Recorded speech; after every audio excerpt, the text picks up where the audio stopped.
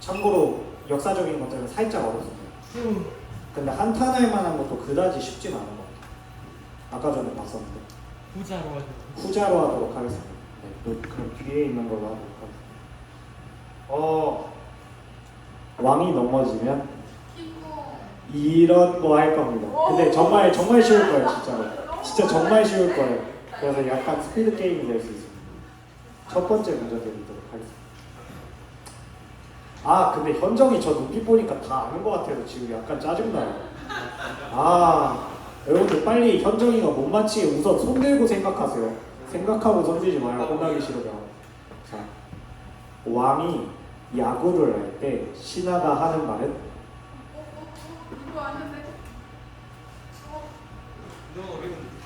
왕이 야구를 할 때 신하가 하는 말은?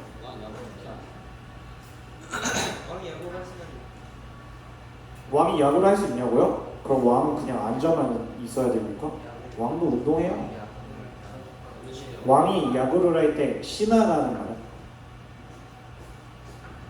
이제 좀 신하들이 쓰는 말투 있죠? 뭐뭐 하옵니다 전하 뭐 이런 느낌으로 하죠. 알고 안?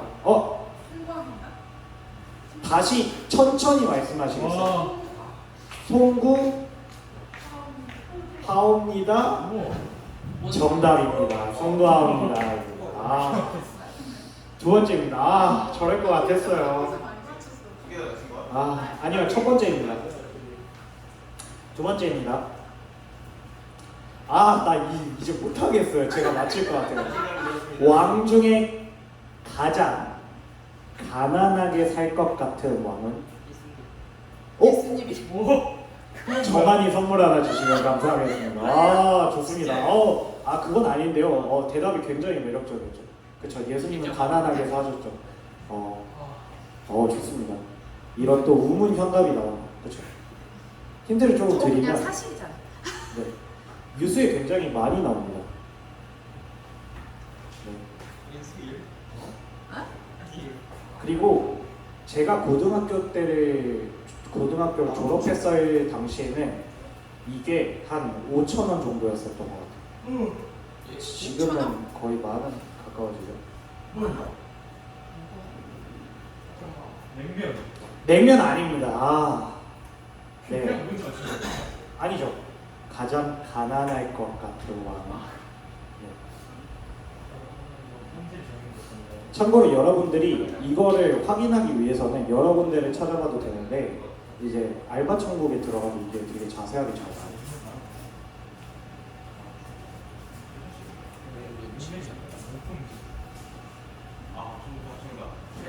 최저임금 정답입니다. 좋습니다. 최저임금이었어요. 대박이다. 마지막입니다.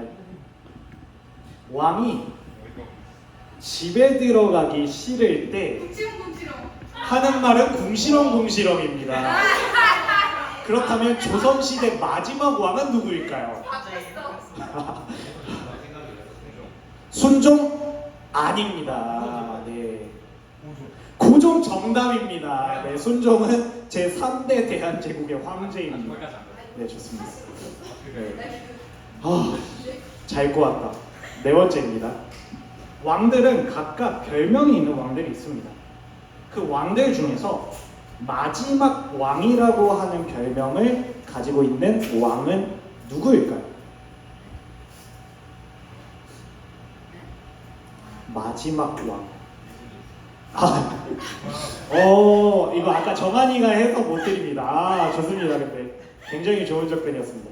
힌트를 드리면 프랑스의 왕입니다. 프랑스 혁명으로 이제 시민 시대가 시작되면서 프랑스의 왕이 마지막 왕.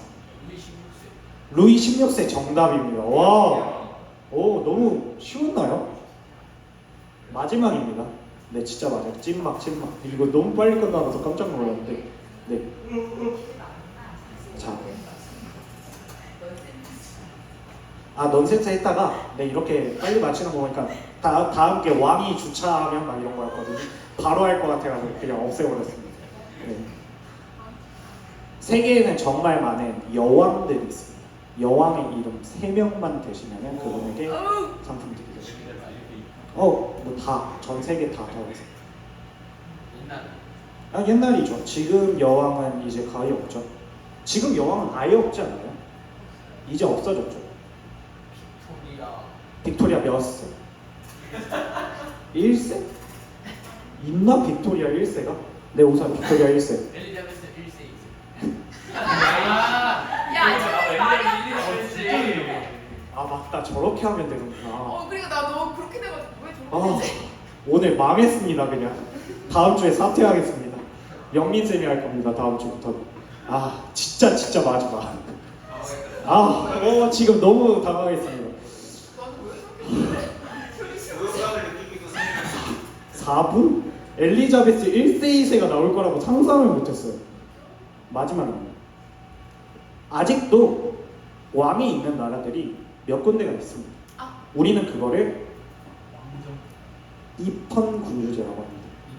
입헌군주제가 시행되는 나라 3개만 말씀해 주시면 됩니다. 예, 바티칸, 영국, 일본? 바티칸, 영국, 일본인데 일본은 사실상 천황이라고 하는 종교적 지도죠. 네. 그리고 바티칸이 왕이 있어요? 바티칸 왕국이어서 왕이었어요. 진짜? 입헌군주제. 그냥 그 사우디아라비아, 태국. 망했다. 그냥 오늘 그냥 안 하도록 하겠습니다. 네, 정답입니다. 누구야? 네, 근데 바티칸이 진짜 왕이 있어요? 그냥 바티칸. 교황 세워진 그게 아니에요? 그러니까 한번 찾아보도록 하겠습니다. 우선은 바티칸 왕국 치면 입헌군주제라고 나오거든요. 그래요? 아닐 텐데. 이름 바뀌었습니다. 바티칸 시국으로 바뀌었습니다. 아, 그러니까 이전까지 입헌군주제였는데 이제 바뀌었습니다. 그래요? 네, 틀렸어. 틀렸어요. 언제 바뀌었어요? 네. 아니요, 근데 망했습니다. 이거. 네. 아니, 왕. 태국, 브루나이, 사우디아. 브루나이도 왕국인가요? 네, 그냥 여기에서 마무리하도록 하겠습니다. 끝입니다. 네, 와, 그냥 망해버렸습니다. 다음 주부터 영민분이 오겠습니다. 두 개야, 세 네. 개야? 아, 다 불렀다. 예찬 세 개야? 그냥 말렸습니다.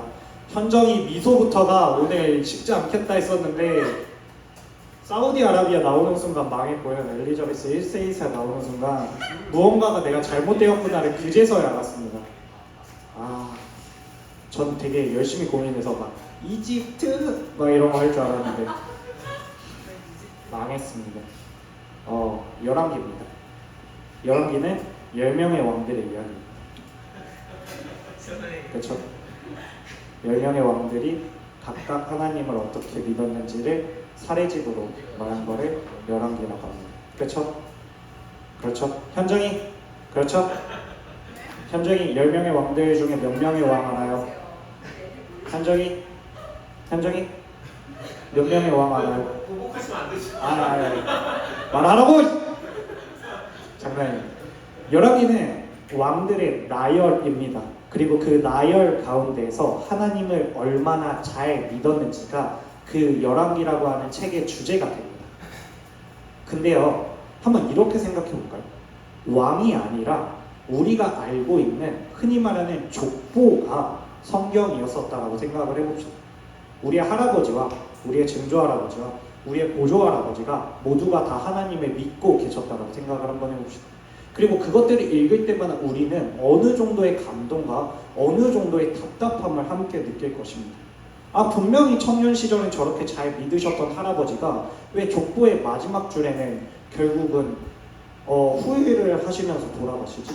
라든지 아니면 저렇게까지 훌륭하게 사시던 분이 왜 말로는 저렇게 반전되어서 비참하지? 라는 생각을 하면서 우리는 할아버지들의 역사를 통해서 다시 한번 나는 이렇게 살아야지 또는 나는 이렇게 살지 말아야지 라는 태도를 배우게 될 것입니다. 열왕기는 그런 책입니다. 왕들이 계속해서 이야기를 하는 책으로 끝나는 것이 아니라 저기 이스라엘의 재미있는 판타지 소설이 아니라 실제로 재미도 별로 없습니다. 네, 열왕기 진짜 재미없어요. 역대상은 재밌어요.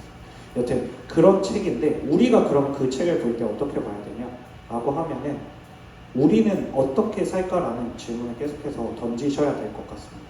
단순한 왕들의 나열이 아니라 단순한 왕들의 이야기가 아니라 하나님께서 예수님을 통해서 왕자로 점지어 주신 여러분들의 이야기, 현서 왕자님의 이야기고요.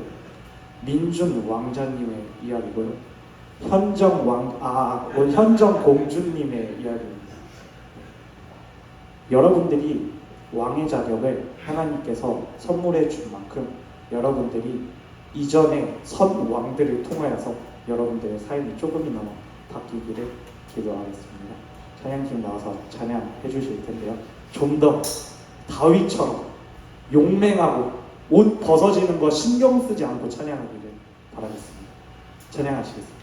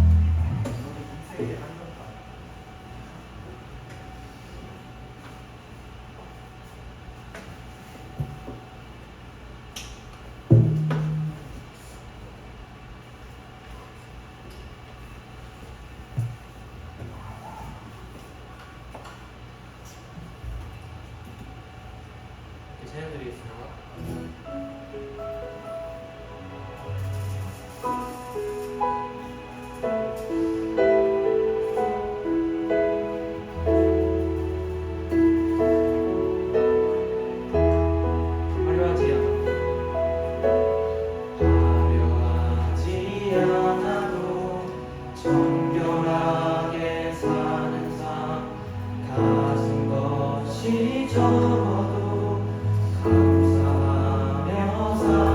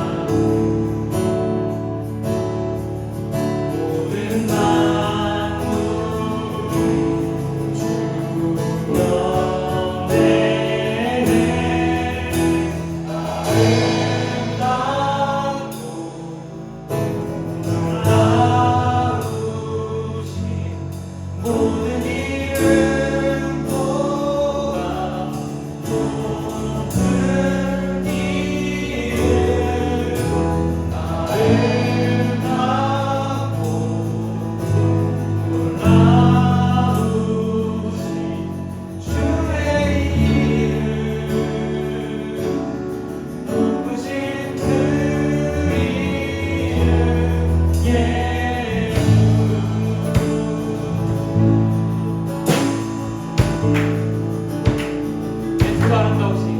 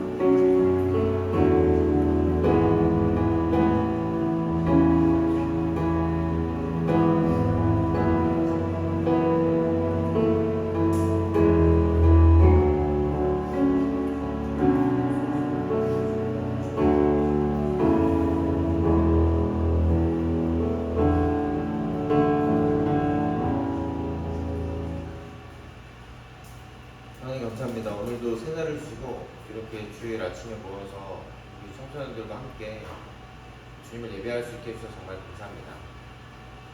오늘도 주님 안에서 주님을 더욱더 알아갈 수 있게 해주시고 또 이 예배를 통해서 하나님을 더욱더 진실하게 알게 되길 원합니다.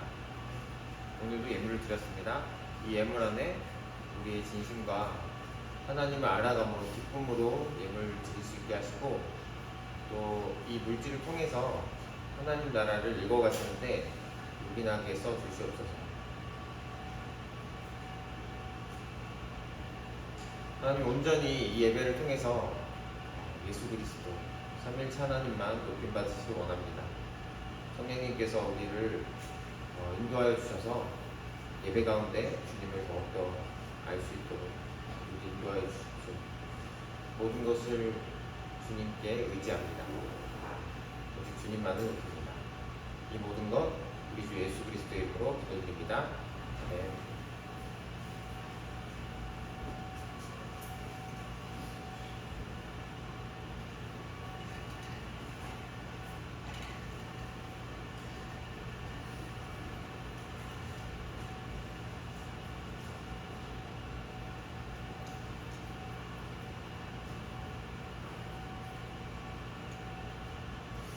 반갑습니다 여러분. 오늘 9월 17일 성소연구 예배 말씀을 나눌 시간 갖도록 하겠습니다.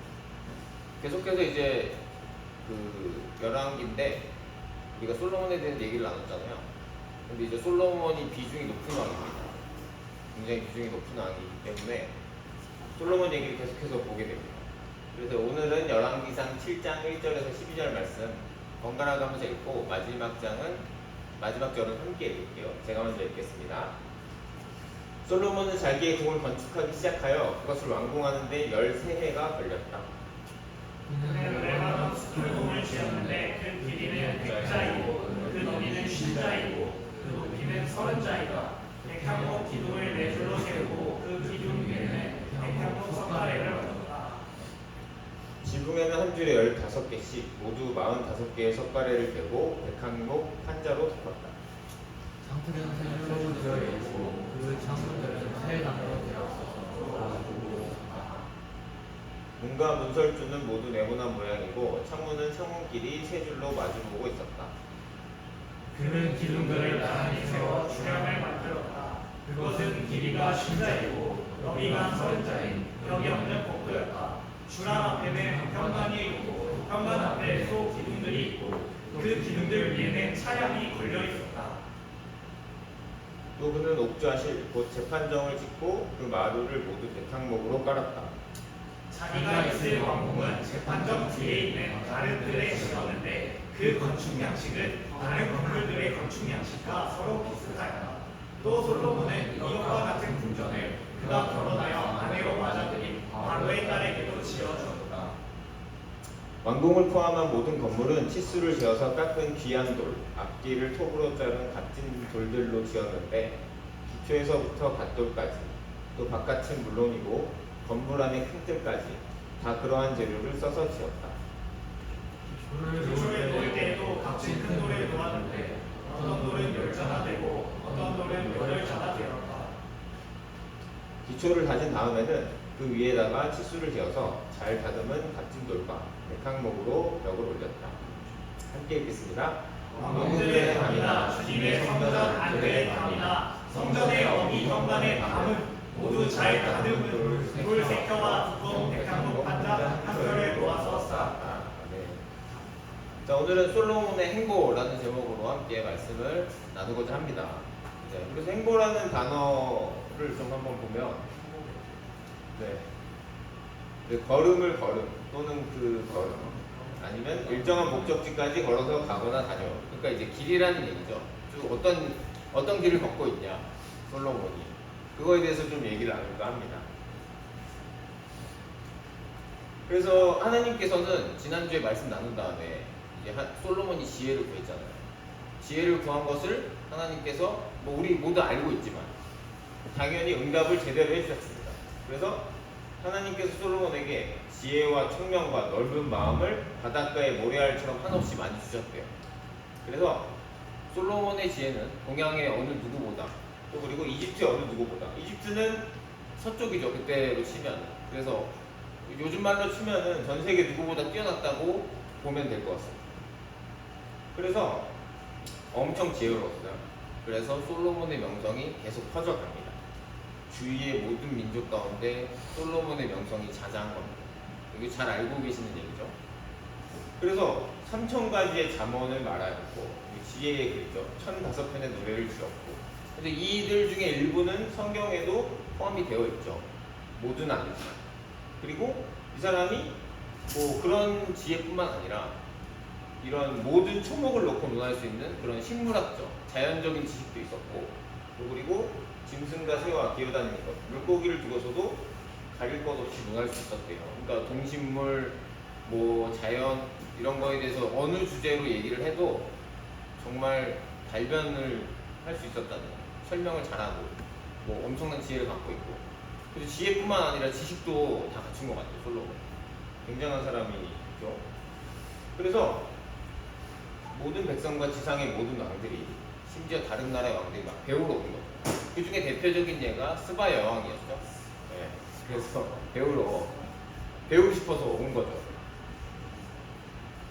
그래서 이제 솔로몬이 이 지혜에 대해서는 확실히 응답을 받았고 확실하게 명성이 자자했습니다. 그래서 솔로몬에 대해서 간략하게 한번 정리를 좀 해봤어요. 자, 이스라엘 3대 왕입니다. 사울, 다윗, 솔로몬입니다. 그래서 3대 왕이고요. 예수님은요? 좋네요. 이런 예수님을 생각하는 이런 마음 좋습니다. 구약을 읽어도 예수님을 생각해야죠. 네, 그래서 일단은 이스라엘 왕 중에서 최대 영토였습니다. 근데 이제 다만 이 솔로몬이 우리나라의 광개토 대왕처럼 막 그 일대를 전부 점령하고 이런 건 아니에요. 그냥 이스라엘 땅을 온전히 잘 갖고 있었던 그 정도로 봐야 될 것 같습니다. 그래서 다른 나라를 침범해서 다 경계를 넓히거나 그러진 않았어요. 근데 어쨌든 최대 영토. 그리고 물질적 풍요 엄청났습니다. 그래서 열왕기 10장에 보면은 이제 나중에 이제 큐티를 하는 친구들은 매일 성경 보면은 엄청납니다. 어떻게 되냐면 은은 취급도 안 해줬습니다. 금이 너무 많아서. 은은 취급을 안 해줬어요. 뒤에도 나올 텐데. 그래서 엄청났습니다. 그리고 또 군사력이 엄청났어요. 그래서 이제 병거, 전차죠. 그 시대 이제 말로 이끄는 전차 같은 거라고 보면 되는데 1,400개, 기마병이 12,000, 그리고 마구간이 4,000개입니다. 엄청납니다. 그리고 이 무기토이라는 곳에 이스라엘 지명인데 거기에는 이 마구간 한 방에 450마리가 들어가는 그런 유적도 발견이 됐다고 해요. 그러니까 얼마나 규모가 엄청난지 엄청나잖아요. 진짜로 그래서 하나님의 말씀이 이루어진 거죠. 지혜를 구했는데 하나님 제게 맡겨주신 백성들을 잘 재판할 수 있는 지혜를 원했는데 이런 물질적 풍요까지 덤으로 주겠다 해서 실제로 주셨습니다. 네. 자, 그래서 오늘 얘기는 뭐냐면은 솔로몬의 왕궁을 짓는 얘기가 나와요. 그전에는 이제 다윗이 지으려고 했는데 못 지었던 성전, 하나님의 성전을 짓고 나서 솔로몬 자신의 왕궁을 짓는 얘기가 오늘 나오는데요. 어떤 왕궁을 지었냐? 일단은 레바논의 숲의 궁전이라고 이름이 돼 있는데 레바논 나무궁전이라고 돼 있는 버전도 있고 여기는 이제 보물하고 무기들을 넣어두는 공간이었어요. 보물과 무기고 이걸로 좀 짓고 그 다음에 기둥의 홀은 뭐냐면은 이제 정의의 전당이라는 곳이 세 번째인데 재판하는 곳이에요. 재판하는 곳인데 재판을 하려면 사람들이 기다려야 되잖아요. 그래서 이제 기둥들을 세워놓고 그 위에 지붕을 덧댄 그런 곳입니다. 그래서 여기까지는 공적인 공간이에요.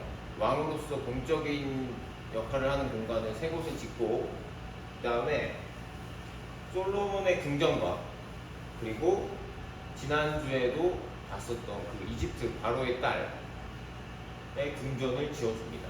그래서 총 5개를 짓는 얘기가 나옵니다. 그래서 보면은 오늘 아까 우리 같이 읽었듯이 백항목이라는 나무를 엄청 얘기가 나오죠. 백항목으로 지었다. 백항목으로 뭘 했다. 백항목이 뭐냐면 이 나무입니다. 그래서 당연히 건축 자재로 쓰이는 돌인데 이제 레바논이라는 땅에서 많이 나요. 지금도 이스라엘의 바로 위에 있습니다. 그래서 성경에서는 페니키아라고 불리기도 하고 이름은 조금씩 바뀌었는데 그래서 다윗 때부터 얘기를 해서 솔로몬이 그쪽에서 엄청나게 레바논의 백향목을 수입을 해왔죠. 성전을 짓고 왕궁도 지으려고. 자, 그래서 이렇게 잘 다듬어진 목재를 통해서 짓게 되는데요. 백향목은 내구성이 높고 장력이 강한 특성이 있대요. 그래서 예부터 선박이나 건축 자재로 많이 이용이 됐고, 또 그리고 강대국들에게 이 페니키아, 고대 레바논은 무역으로 수출하면서 큰 부를 축적했다고 합니다. 근데 모조리 다 백향목으로 짓게 되니까 얼마나 많은 돈을 들여서, 물론 성전을 건축할 때 이런 좋은 목재를 써야겠죠. 근데 굉장히 부자였던 걸 알 수 있습니다. 솔로몬이 이런 걸 아낌없이 투자를 많이 했어요. 자, 그래서 아까 전에도 얘기했지만 얼마나 이 솔로몬 시대에 재물이 넘쳤냐. 왕 덕분에 예루살렘에는 은이 돌처럼 흔하였고, 금 같은 거는 왕궁에 쓰지 은 같은 거는 왕궁에 쓰지 않습니다. 왕은 은을 쓰지 않고, 왜냐면 금을 많이 썼어요. 근데 은이 돌처럼 흔해서 너무 흔해 빠지게 돼버리고, 아까 봤던 백향목은 고급 자재인데도 불구하고 평원지대의 뽕나무만큼이나 그냥 일반 나무들이 자라고 있는 것만큼이나 많았다고 해요. 얼마나 하나님께서 이런 부수적인 축복을 솔로몬에게 주신지 우리가 확인을 할 수가 있습니다. 자, 그래서 오늘 본문 말씀을 보면 첫 장이 이렇게 되어 있어요. 솔로몬 1절에 솔로몬은 자기의 궁을 건축하기 시작해서 그것을 완공하는데 13년이 걸렸다고 하죠. 자, 그래서 이렇게 하나님의 약속대로 지혜도 받고, 그리고 왕궁도 건축하고 성전도 건축하고 물자도 풍요롭게 넘치는 솔로몬이 뭐가 문제가 되느냐. 문제가 될 것 없이 보이는데 바로 그 전장 6장 38절이 이렇게 돼 있어요. 성전의 그 세밀한 부분까지 설계한 대로 완공된 것은 제11년 9월 곧 8째 달이다. 솔로몬이 성전을 건축하는 데는 7해가 걸렸다. 그래서 이 열왕기를 지은 저자는 이거에 대해서 옳다 그르다라는 코멘트를 하진 않았습니다. 중립적으로 그냥 놔뒀어요. 근데 우리가 읽어나가다 보면은 약간 이상하다고 느낄 수 있을 거예요. 하나님의 성전이 7년 걸렸는데 자기 궁은 13년이 걸렸다고? 약간 의아하지 않습니까?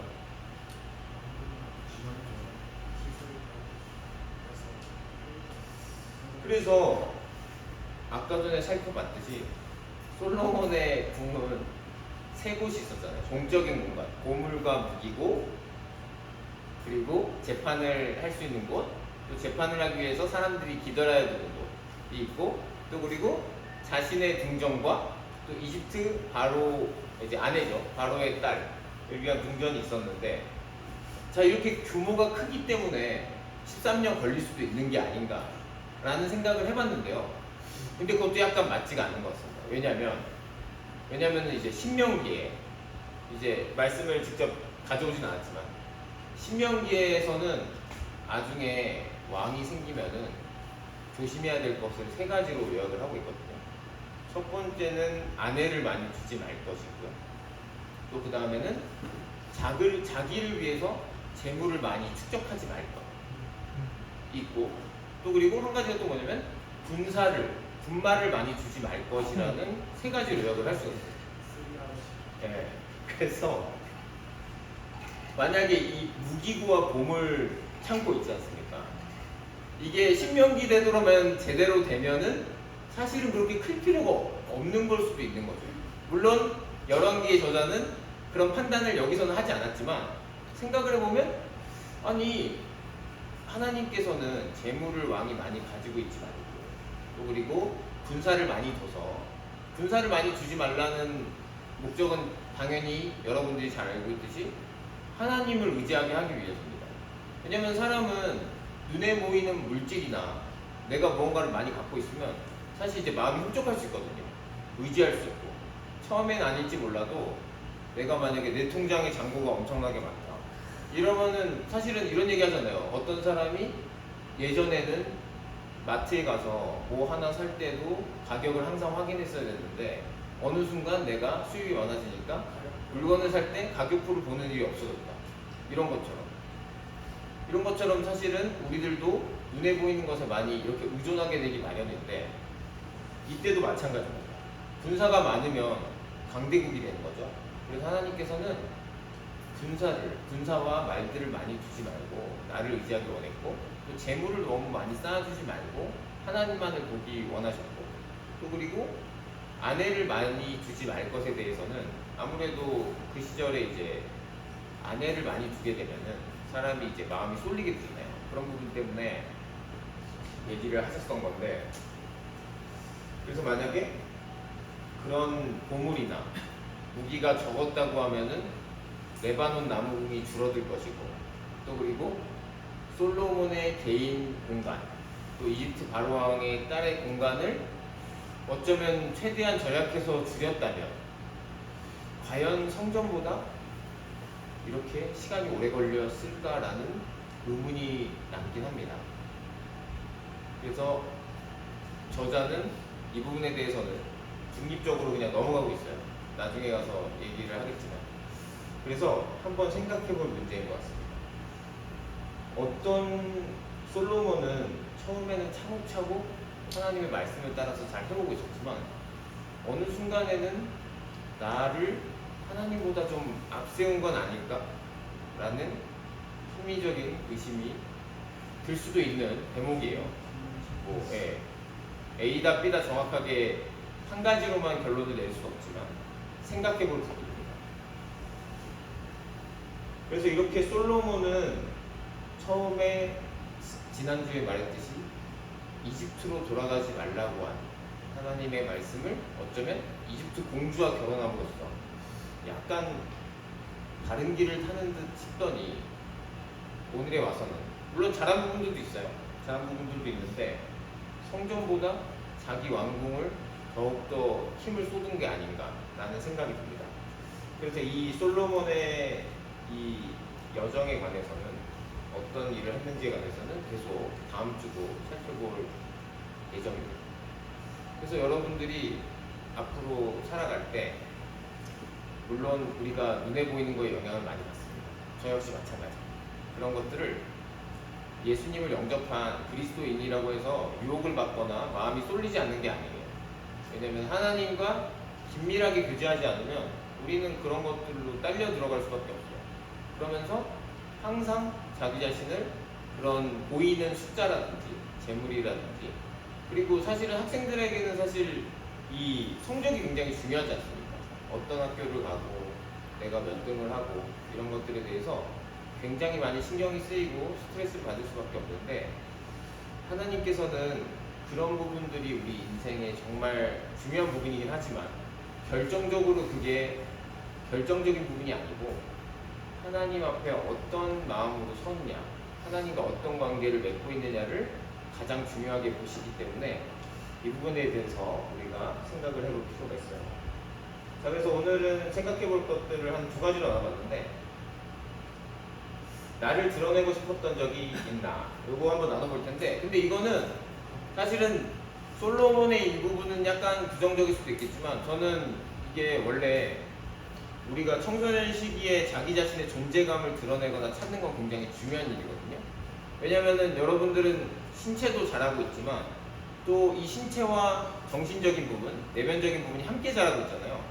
그 이유가 여러분들이 이제 앞으로 성인이 돼서 부모님의 그늘에서 벗어나서 독립적인 한 성인으로 자라나기 위해서 그런 것들을 겪고 있는 과정이거든요.